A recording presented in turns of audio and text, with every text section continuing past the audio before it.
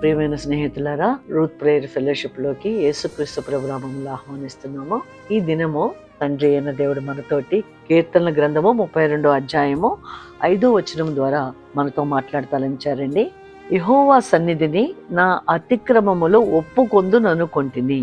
ఈ మాటలోని భావం మనం చూసినట్లయితేనండి, యెహోవా సన్నిధిని నా అతిక్రమములను ఒప్పుకొందుననుకొంటిని అనగా అతిక్రమంలో నా వల్ల అయినయి, కానీ ఇప్పటి వరకు ఒప్పుకోకుండా, అనగా కొన్నిసార్లు మనము కొన్ని తప్పులు పొరపాట్లు చేస్తూ ఉంటాము.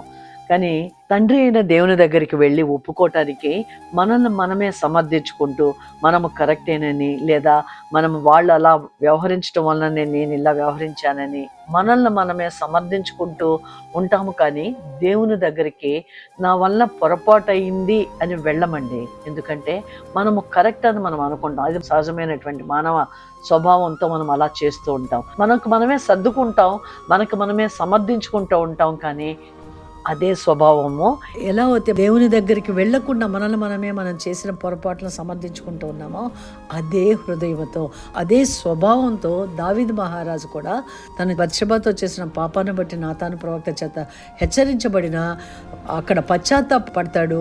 51వ కీర్తనలో తన తప్పులు ఒప్పుకుంటూ దేవుని దగ్గర తను ఎంతో ప్రాధేయపడతాడు. ఆ బత్షెబకి కలిగిన కుమారుడు కూడా చనిపోతాడు అని నాతాను ప్రవక్త ముందుగానే హెచ్చరించారండి. 2వ సమూయేలు 12వ అధ్యాయం చదవండి, 15వ వచనంలో స్పష్టముగా వ్రాయబడి ఉంది. ఆ బిడ్డ పుట్టి రోగముతో ఉన్నప్పుడు దేవుడి దగ్గరికి వెళతాడు, కానీ దేవుని దగ్గర పశ్చాత్తాపంతో తన హృదయాన్ని కుమ్మరించుకోకుండా, దివారాత్రులు నీ చెయ్యి నా మీద బరువుగా నుండెను, నా సారము వేసవి కాలం నిండినట్టాయిను అని దేవుని దగ్గర తన కుమారుని బట్టి తను అనుభవిస్తున్న బాధను చెబుతున్నాడు. కానీ పశ్చాత్తాప హృదయం లేదండి.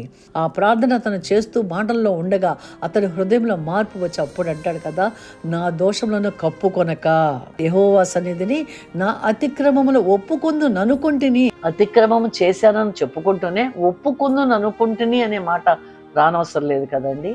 మన స్వభావం కూడా అలాగే ఉంటుంది.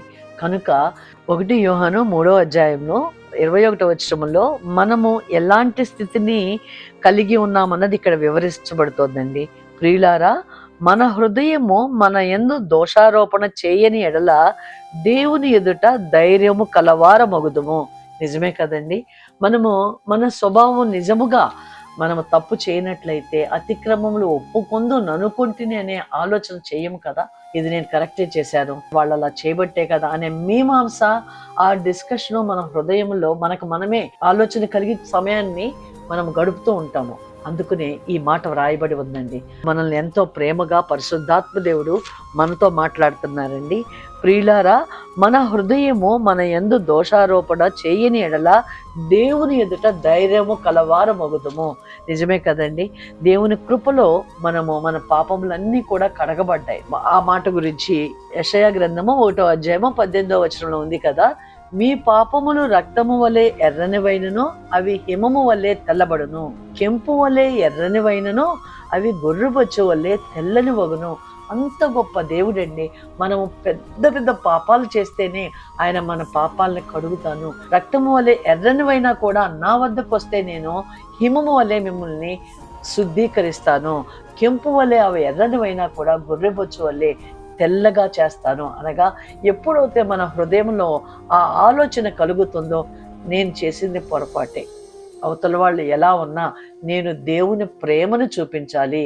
దేవుడు సిలువలో మొట్టమొదటగా పలికినటువంటి వీరేమి చేయుచున్నారో వెరుగరు కనుక వీరిని క్షమించుము తండ్రి అని ప్రార్థన చేసిన ఆ యేసు ప్రభు యొక్క బిడ్డగా, ఆ యేసు ప్రభు నా పాపములు క్షమించినప్పుడు నేను ఎందుకు ఈ విధంగా ఆలోచించాలి అని మనం అనుకున్నప్పుడు, దేవుడు తప్పనిసరిగా మనం చేసిన చిన్న పొరపాటు అయి ఉండొచ్చు, పెద్ద పొరపాట్లు అయి ఉండొచ్చు, ఏదైనా కానీ నా వద్దకు వస్తే రక్తము వలె ఎర్రనివైనా నేను హిమము వలె తెల్లగా చేస్తాను, కెంపు వలె ఎర్రనివైనా కూడా అవి గొర్రెబొచ్చు వలె తెల్లగా చేయగలను అని ఆయన మనల్ని దినమున పిలుస్తున్నారండి.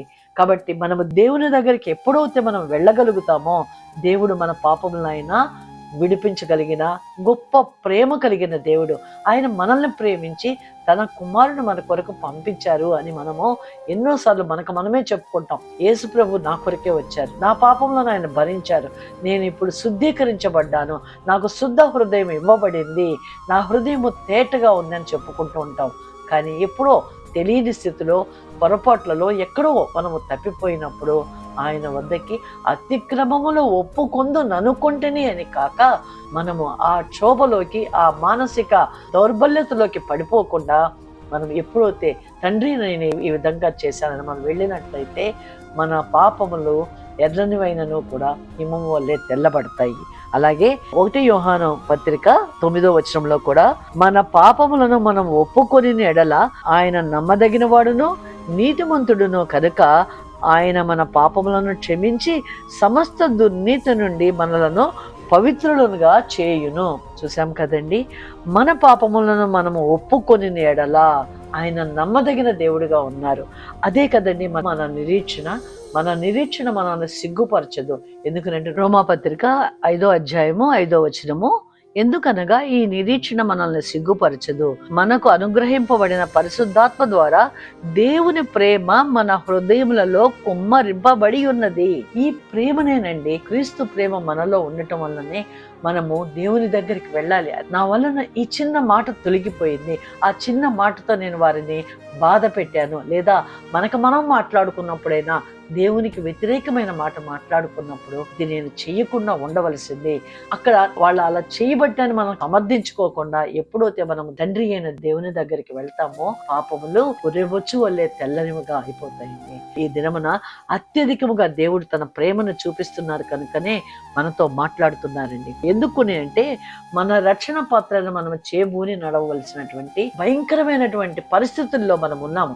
ఎక్కడ తొలగిపోతామో, మనం వింటున్నటువంటి చెడు మాటల ద్వారా కూడా, మనము చూస్తున్నటువంటి యూట్యూబ్లో వచ్చే మనం పాటలు విందామనో లేదా వాక్యం విందామనో వెళ్తామో, కొద్దిసేపు ఎదురు అడ్వర్టైజ్మెంట్ రాగానే పక్కకు వెళ్ళిపోతాం. ఆ పక్కకు వెళ్ళిపోయిన వాళ్ళ పక్కనే ఉండిపోతున్నాము. కనుకనే మన కనుల ద్వారా, చెవుల ద్వారా మన హృదయము కలుషితము కాకుండా, మన మనస్సాక్షికి కల్మషము అంటకుండా ఉండాలి అని దేవుని యొక్క ఉద్దేశం అండి. అందుకనే మనతోటి మన తండ్రి అయిన దేవుడి దినమున మాట్లాడుతున్నారు. ఫిలిప్పీ పత్రిక 2వ అధ్యాయంలోనే 12వ వచనములో, కాగా నా ప్రియులారా, మీరెల్లప్పుడూ విధేయులై ఉన్న ప్రకారము భయముతోనూ వణుకుతోనూ మీ సొంత రక్షణను కొనసాగించుడి. నిజమేనండి, ఈ రోజుల్లో మనము నేను పరిశుద్ధులను కనుక మీరును పరిశుద్ధులు కండి అని పిలిచానని చెప్పినటువంటి ఆ దేవాది దేవుని యొక్క ప్రేమను మనం పొందుకోవాలి అని అంటే మనలో పరిశుద్ధత ఉండాలి.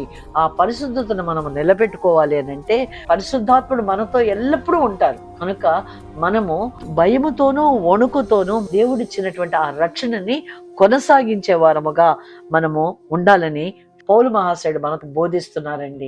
ఆ మొదటి శతాబ్దంలోనే ఎన్నో పరిస్థితులు ఆయన చూస్తూ వచ్చారు కనుకనే మరి అలాంటప్పుడు మనం ఈ పరిస్థితుల్లో ఎలాంటి భయంకరమైనటువంటి దినాల్లో ఉన్నామో మనకు తెలుసు కదండి. కనుక మన రక్షణని మనము భయముతో వణుకుతో మనము కొనసాగించినట్లుగా దేవుని కృపను అడుగుదామండి. ప్రార్థన చేసుకుందామండి. సర్వశక్తిమంతుడైన దేవ, జీవాధిపతి, మీ కృప, మీ కనికరమును బట్టి నా అతిక్రమములో ఒప్పుకొందు ననుకొంటిని అనే వాక్యము ద్వారా మీరు మాతో మాట్లాడారు తండ్రి.